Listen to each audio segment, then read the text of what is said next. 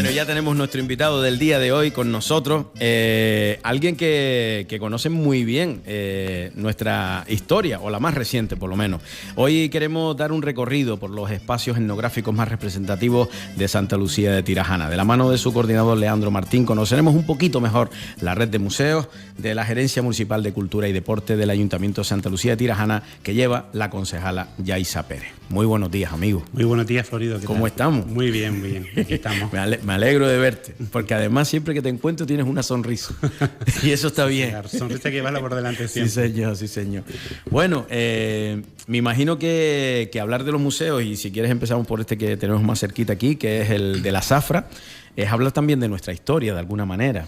Hombre, sí, eso es una parte importante de la historia de un municipio, y hay que respetarla, hay que cuidarla, mimarla y exponerla como hacemos nosotros desde el área de identidad del Ayuntamiento de Santa Lucía de Tirajana. Tenemos lo que es la red de museos, que comprende lo que son museos, el Museo de la Zafra, dedicado a la historia del cultivo del tomate y el agua en Canarias. También tenemos el Museo de la Fortaleza, arriba en Santa Lucía. Centro de Interpretación de las Salinas de Tenefé, en Pozo Izquierdo.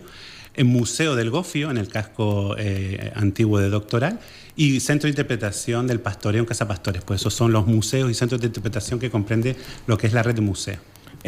Quizás, si te parece bien, pasamos ahí de puntillas por cada uno y conocemos un poquito mejor.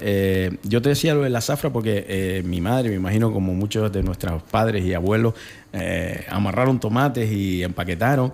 Que, de alguna manera, ¿qué reacciones suelen tener los visitantes, esos canarios que vivieron eso y ahora lo ven ahí? Sí, pues como tú bien dices, Florido, ¿quién no estuvo relacionado con el cultivo del tomate? ¿Vale? Pues la mayoría de la población, tanto del sureste y de la isla de Gran Canaria, pues estuvo relacionado, sino sus padres, sus abuelos, en el cultivo del tomate. El Museo de la Zafra es la joya de la corona, ¿vale? La corona es un espacio museístico dividido en dos espacios museísticos, 4.000 metros cuadrados.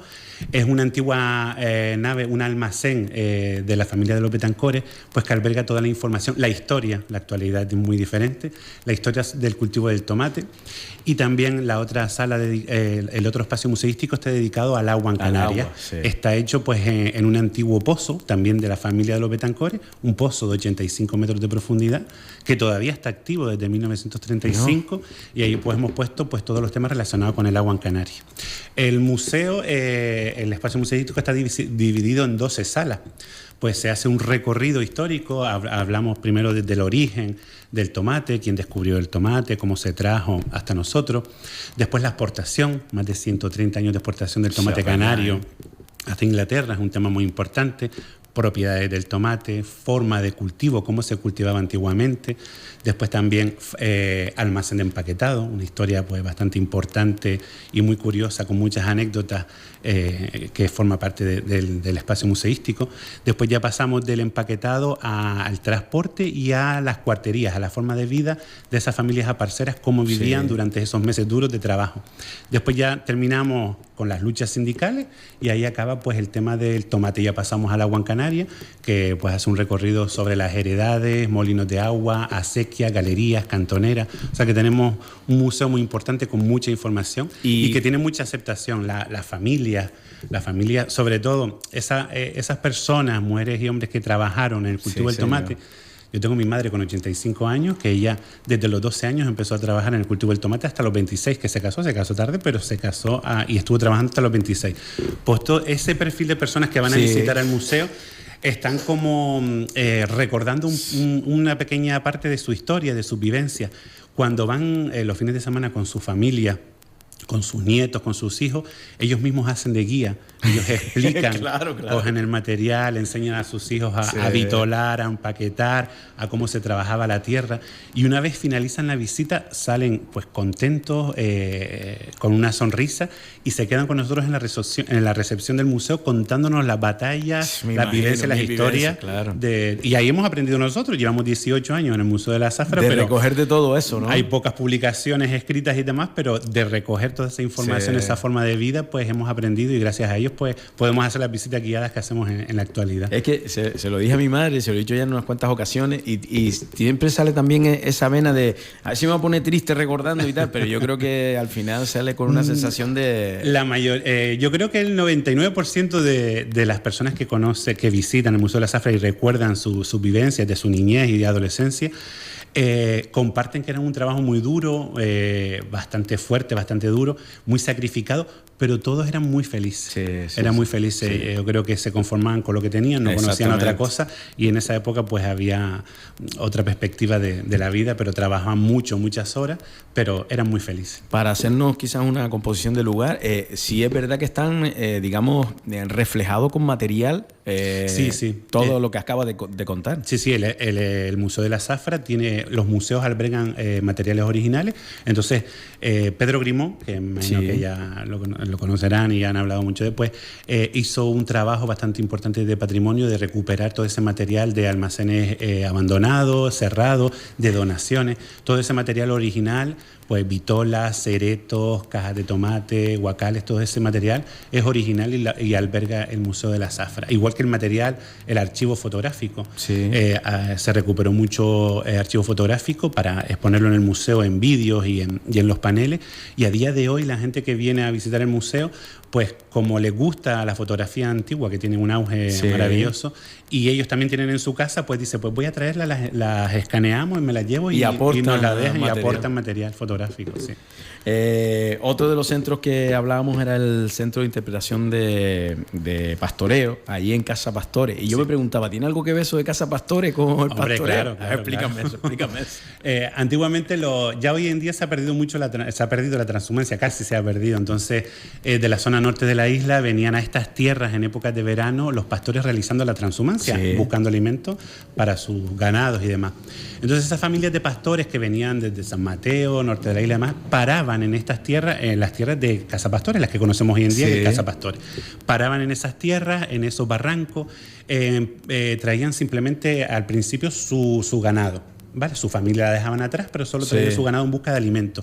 En esos barrancos, pues hay alguna serie de cuevas, en Olla la Negra y demás, pues allí ellos empezaron a vivir en esas cuevas, hasta que ya trajeron a su familia, decidieron pues crear sus hogares y sus viviendas allí, en esa zona, en los llanos de Casa Pastores, y después ya el poblado, la Casa de los Pastores, pasó a llamarse Casa Pastores. O sea, es tan sencillo como eso. Es tan sencillo como eso. Entonces, claro, el ayuntamiento a través de la ley de patrimonio, pues qué mejor lugar para hacer un centro de interpretación, sino en el pueblo de Casa Pastores, donde es un centro de interpretación moderno, donde hay un personaje que se llama Cuerno, que es un carnero, que va haciendo pues un recorrido por toda la historia, la tradición y la cultura del pastoreo. Está enfocado este centro de interpretación a los niños, a los más jóvenes, porque ya esta tradición se está perdiendo. Entonces, para que tiene un enfoque quizás desde ese punto de vista. Un poquito más infantil, más de primaria, para que los niños, pues al mismo tiempo que en los paneles pues aprenden el oficio, la cultura y demás del pastoreo, pues puedan ir realizando una serie de juegos, como una sopa de letras con palabras relacionadas con el pastoreo, un laberinto para que Cuerno consiga sus alimentos, etcétera, etcétera. Entonces, al mismo tiempo que ellos juegan, pues van aprendiendo pues cuál era el oficio del pastor, los diferentes ganados y nombres que reciben según la edad, el ganado de cabras o de ovejas, las diferentes hierbas que consumían y consumen ese ganado, la utilidad de las cencerras, cómo eran las diferentes pieles, el oficio, un homenaje a la mujer pastora, porque siempre se habla del pastor, pero yo creo que la mujer, la figura de la mujer que era encargada de también cuidar el ganado, ordeñar, hacer queso, cuidar a la familia, pues también hay que ponerlo en valor. Y un poquito pues también pues finaliza el centro de interpretación como que el pastoreo se está perdiendo y que se necesitan pues de subvenciones de las administraciones públicas para fomentar y apoyar un poco al sector. Tuvimos aquí a un joven que le gusta el pastoreo y uno se alegra cuando la generación nueva pues se adentra en esa historia, pero evidentemente es difícil, ¿no? Hoy en día continuar. El siguiente es el Museo del Gofio. Museo del Gofio, en la calle Juan Rejón, número 22, en Doctoral, en Casco Viejo. El museo que perteneció a don José Pérez Gil y a doña Francisca Cruz. Este es un matrimonio mayor, un matrimonio que se dedicó al cultivo del tomate, y en un año de zafra pues hicieron bastante dinero y decidieron invertir ese dinero pues en otro sector, que era el del gofio. Entonces imagínate, doctora, en aquella época que no habían sino 2 o 3 viviendas, poquito, y extensiones de tierra, pues decidieron montar ese molino de gofio. Y el ayuntamiento pues lo compró, lo hizo museo, lo restauró y está tal cual en aquella época. Muchos de los vecinos que van por allí pues lo ven que está tal cual y recuerdan cuando eran niños, iban a comprar el gofio allí y veían su funcionamiento. Pues tenemos todo el material original, y ahí habla un poco los paneles que se pueden encontrar en el Museo del Gofio. Habla un poco de por qué se llama Doctora la zona, un poco de la historia de la familia Pérez Gil, los diferentes granos con los que se realizaban gofio antiguamente, pues millo principalmente, sí, pero desde la época aborigen, otros granos, con cebada, centeno. En época de hambruna en Canarias se hacía gofio de cosco y de barrilla, también de garbanzo, de algarroba, o sea que en época de crisis se molía y se comía con lo que fuese. Y claro, nosotros como canarios tenemos que poner en valor el gofio, que es un alimento que sacó adelante a muchas familias, mató mucha hambre, y hoy en día ya no es el gofio como lo conocemos antiguamente, pero hoy en día se hace con muchas recetas más modernas, repostería, e incluso se está exportando gofio a Japón desde Tenerife y está teniendo mucho éxito en la cocina japonesa. A veces hay que ponerlo en valor. A veces esa gente va a abrir los ojos y va. No, pero es verdad, le pasa, estaba escuchando y le pasa al gofio un poco como el timple, ¿no? Que fue adentrándose y gracias a Dios se pone en valor algo que antes era para pobres y era lo que había, pero que es bueno que también las recetas lo hayan incluido los grandes chefs, ¿no? Pues en el Museo del Gofio van a encontrar pues la maquinaria, cómo venía, de dónde se traía el gofio, cómo se molía, cómo se practicaba la maquila, ese intercambio de que yo llevo grano para que me lo muela y le dejo unos cuantos kilos de gofio al molinero.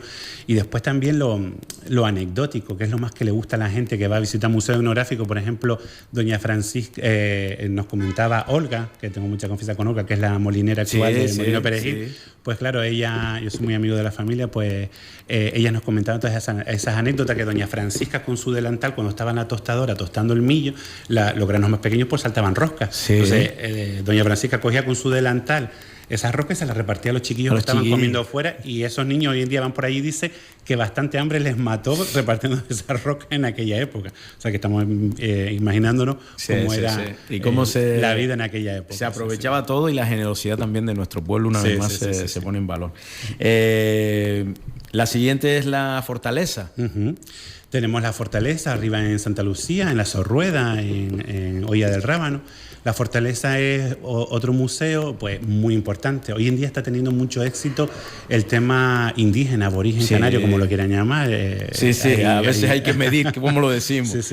Pues es uno de los principales yacimientos de Gran Canaria. La fortaleza nos podemos encontrar. Tenemos el yacimiento y tenemos un centro museístico, que es museo en la actualidad, antes era centro de interpretación, donde podemos encontrar zonas de vivienda, zonas de culto pues en la cima de la fortaleza, zonas de enterramiento y zonas de graneros. Eso se encuentran en pocos yacimientos en Canarias. Tenemos todo este conjunto de cosas en un solo yacimiento. Es un yacimiento que está poblado hace más de 1000 años, desde el siglo V hasta el siglo XV.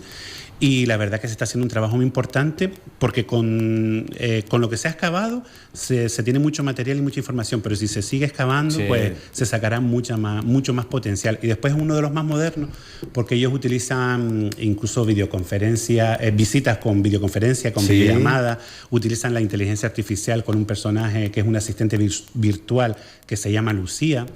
Y eso pues que está en auge, porque yo creo que además lo demostramos porque nosotros hemos hecho conjuntamente con Tibicena, el área de identidad, jornadas sobre arqueología, y pues las inscripciones han sido hasta de 200 personas, o sea que el tema interesa y gusta. Sí, y además tuvo desde hace unos años hacia acá un auge que la gente se ha interesado por todo eso. Lo he hablado en varias ocasiones con David Naranjo, que estuvo ahí también, y él dice que sí, es que es un centro, o sea, es que es un lugar, como acabas de decir, que se encuentra prácticamente de todo en un solo lugar, entonces es muy enriquecedor en ese sentido. La gente quiere conocer cada vez más pues a los antiguos pobladores de Canarias y conocer un poco su historia.